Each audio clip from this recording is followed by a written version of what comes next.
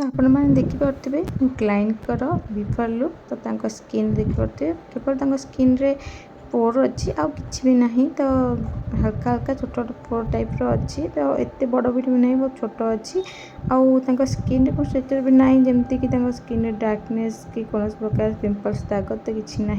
दरकार था no makeup look जोटा कि डे मेकअप थिला पार्टी लुक तो स्किन से चाहते कि जमती गोटे मैट लुक और नो मेकअप लुक रमें मेकअप स्टार्ट करती तो फास्ट सीटीएम प्रोसेस करने क्लीनजिंग फास्ट करने मॉइस्चराइजर अप्लाई कले आपने देखिपे मॉइस्चराइजर मेकअप स्किन टा केते ग्लोइंग आसीगला तो तापर मुझे अप्लाई कर मैटिफाइंग प्राइमर जोटा कि स्किन को पूरा मैट करदेला जो ग्लोइंग स्किन थिला जोटा कि मॉइस्चराइजर अप्लाई पर ग्लो देखा तो पूरा मैट हो देखिपे तो आम मैटिफाइंग प्राइमर कहीं यूज करें ना एवं सेमती भी खरा दिन चलती तो स्वेटिंग बहुत सारा रोचे तो से मैट लुक टे दरकार था जमीक मैट लुक आप जानते हैं मैट लुक आमर भरपूर परिमाण में पाउडर थाए से मैट भी होता है सब मेकअप प्रोडक्ट तो से स्वेट्रु बचापी बेस भल होता है तो आप खरा दिन में कौन मेकअप करना चाहते तो आप मैट को ही प्रिफर करूँ जदि शीत दिन तो आप ग्लॉसी को जापरेंगे आउ बहुत सुंदर भी ग्लॉसी लुकटा शीत दिन किंतु खरा दिन आप सब मैट को जी बेस पसंद करेंगे तो बेस भल हम आप स्किन तो स्किन डिहाइड्रेट भी हो जाता है से आम मॉइस्चराइजर वगैरह तो यू लगे पड़ा निश्चय मॉइस्चराइजर आउ टोनर ये सब अप्लाई बिना केमती मेकअप करिया से मेकअप कौन प्रकार कम्प्रोमाइज करवा तो प्रत्येक प्रोडक्ट भल से दबा तो मुझे यूज कर डर्मा तो डर्मा बहुत ही बेस्ट प्रोडक्ट जदि आप खरादिन मेकअप कर तो डर्मा आप पार्टी लुक जब कर मेकअप 8 ରୁ 9 घंटा जाए हाथ माजिले भी हलबनी तापर से प्राय 12-13 घंटा परिका रही जाए मेकअप तो डर्मा मेकअप जो मैंने करे से जानते जो मैंने करते से भी जानते मेकअप बहुत समय स्टे करता है डर्मार काम एत भल कि गोटे लेयर मात्र आप फिंगर आने बहुत ही भल कवरेज देता है ता सहित स्वेट प्रूफ मैट लुक सब देता है जोटा कि आपको बहुत भल लगे यहाँ क्रीमी स्ट्रक्चर होता है जेहेतु क्रीमी होता है जन जन को डर लगी था क्रीमटा जेहेतु सीटा काले मेकअप रे बोहीजी काले झाल आसिले बाहरी आसो सेमती किसी न था आपन को काम करिया ठीक आसा दरकार ता द्वारा आप काम भी बहुत भल हम और बहुत सुंदर भाव में आप क्लाइंट भी बहुत भल फीडबैक देवे तो आमर प्राय बेस मुझे करनी देखिपे तो गोटे कलर पूरा फेस रे नो मेकअप लुक जी आम दरकार आम से ही अधिका फाउंडेशन अप्लाई करवानी तो मुझे बेस यूज करदेची प्राइलर बेस यूज कर तो आप बेस्ट रो मेकअप लुक आ बहुत भल कवरेज भी देता है आप फिंगर जब यूज कर आपको बेस्ट आप जापर आप प्रोडक्ट लगाउछन्ती आ केते प्रोडक्ट को केते भल भाव मेलमेज करेंगे जदि आप ब्रश यूज कर तो ब्रश लगेला आप ब्लेंडिंग निश्चय करूँ ब्लेंडर रे तापर आम पाउडर देदेबा तो क्रिस्टलाइन टे आखि तले से हल्का क्रिस्टलाइन को ब्लेंड कलापर पाउडर दे दी से एरिया पाउडर देवा भूलें कारण ଏବେ ସେମିତିରେ ବି ସମର ଚାଲିଛି ସମରରେ ତ ବହୁତ ସାରା ସୁଟିଂ ଆସିଥାଏ ଆଉ ପାଉଡ଼ର ହିଁ ତାକୁ ରୋକିଥାଏ ତ ପାଉଡ଼ର ଆମେ ଭରପୁର ପରିମାଣରେ ଦେବା ତ ଦେଖିପାରୁଥିବେ ବହୁତ ହି ଭଲ ଭାବରେ ମୁଁ ପାଉଡ଼ର କରିନେଇଛି ତ ଫୁଲ୍ ଫେସ୍ ମୁଁ ପାଉଡ଼ର କରିନେବି ଫାଷ୍ଟ କମ୍ପାକ୍ଟ ମୁଁ ୟୁଜ୍ କରିଛି ଭଲ ଭାବରେ ପୁରା ଫେସ୍ରେ कम्पैक्ट कला परे आमर फुल मेकअप स्टार्ट करवा जेहेतु डे मेकअप थिला तो आम जमी थापिला टाइप फाउंडेशन कि कन्सिलर यूज करवानी चाहिए कन्सिलर भी मेकअप करें नो मेकअप लुक तो प्राय मेकअप आर्टिस्ट कन्सिलर ही कर दिखती एक्स्ट्रा फाउंडेशन वगैरह भी यूज करते ना लुमिनस कौन भी लुमिनस फाउंडेशन आप यूज करेंगे सेमती ना करेंगे किंतु आप बहुत ही कम पतला नो मेकअप लुक देखा चाहते आप स्किन स्ट्रक्चर सब जाक देखा चाहते तो आप पूरा बेस को ही रिफर करेंगे तो बेस मेकअप बेस्ट होची आपणकर नो मेकअप लुक पाई तो स्किन में जो हल्का हल्का पोर था पोर प्राइमर द्वारा से सब हाइड हो देखिए आउ पाउडर पर तो से सब देखा भी जीवनी एत भल भाव में पोर प्राइमर ताको पोर को फिलअप करते देखिए पाउडर मुझे अप्लाई कलापर आउ से पोर भी देखा जाऊनी बहुत भल भाव में फिलअप हो जाए पोर जी था आउ बहुत भल भाव में बेसटा भी बसी जाइए तो ये आम आई मेकअप को आसीजा तो आई मेकअप फास्ट स्टार्ट करनी गोटे ऑरेंज रेडिश कलर द्वारा तो शाड़ी कलर सहित मु हल्का स्मोकी लुक रखी जोटा कि ब्राउन कलर तो फास्ट एक कलर सहित मु हल्का हल्का हाथ में ब्लेंड करनेबी तो गोटे क्रिस्टलाइन क्रिएट करछि ताको हल्का हल्का हाथ रे गोटे बड़ ब्लेंडर ब्रश द्वारा ब्लेंड कर नेछि। तो आपन चाहिए आपन मनपसंद जो कलर आपन क्लाइंट पिंधि से कलर ऊपर को भी जापर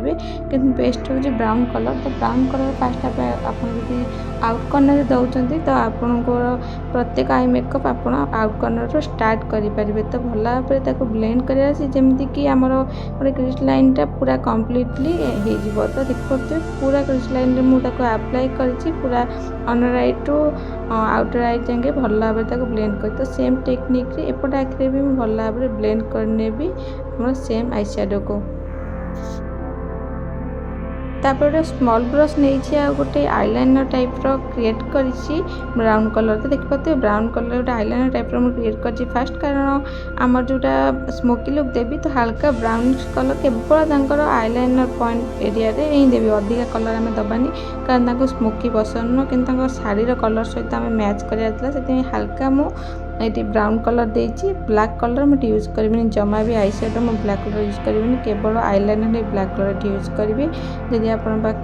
चाहते ब्राउन कलर भी यूज करेंगे। तो ब्राउन कलर को देखते हैं भल भाव अप्लाई करने मुझे छोटिया ब्लेंडर ब्रश नहीं हल्का हल्का हाथ में ब्लेंड करने भी एक कलर सहित।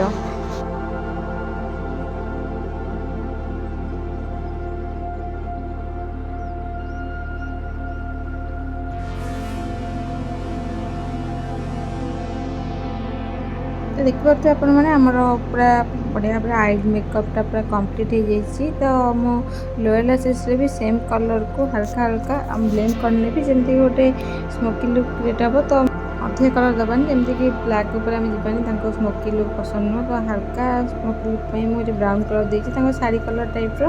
तो आप चाहिए आप क्लाइंट शाढ़ी कलर को भी आप पारे। तो लाइट वेट कलर रही। तो तापर मो आईब्रो को डिपेंड करने तो आईब्रो कटला कटला टाइप भितर अच्छी तो से मुझे हल्का लाइनिंग भी कर हल्का ब्लश कर हल्का कटिंग ब्लश अप्लाई कर मुझे आईलाइनर यूज कर जेल लाइनर भी यूज करेंगे। तो मुझे पेंसिल वाला लाइनर यूज कर आई मेकअप ठार लाइनरटा अधिक देखा। तो से मुझे कलरटा यूज कर। तो आप चाहिए ब्राउन कलर भी यूज करेंगे। तो मुझे मस्करा करने बहुत ही लाइट वेट मस्करा करा कारण डे मेकअप रही आम ये फेक आईलैशेस भी यूज करवानी नॉर्मल खाली हल्का हल्का जमी विंग देखा से टाइप मु लाइनर क्रिएट कर मस्करा भी बहुत लाइटली देती। तापर गोटे ब्राउन कलर पेंसिल नहीं मुझे वाटर लाइन रे अप्लाई कर। तो आप चाहिए ब्लैक कलर काजल भी अप्लाई करेंगे। तो मु लिप कलर करने भी तो आउटलाइन फास्ट करने लिप कलर तापर आम लिपस्टिक भरवा। चलते देखा केमी आम लिपस्टिक लगा हे पूरा लाइनिंग होगी।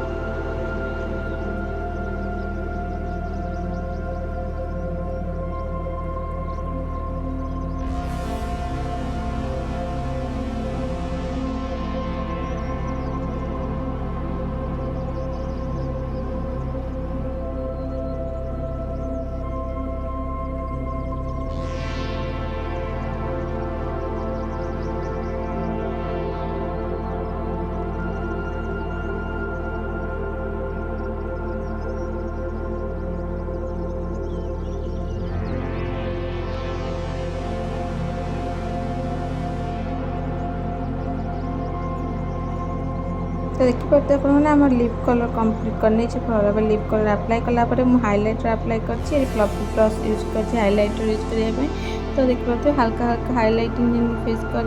तो डेट जेहतु अधिक हाइलाइटर आम यूज करानी कारण खरा ना कि लाइटिंग हल्का हल्का हाइलाइटर यूज कर आईब्रो ब्रोन एरिया भी हल्का मु हाइलाइटर सेम ब्रश रे दे दी। तो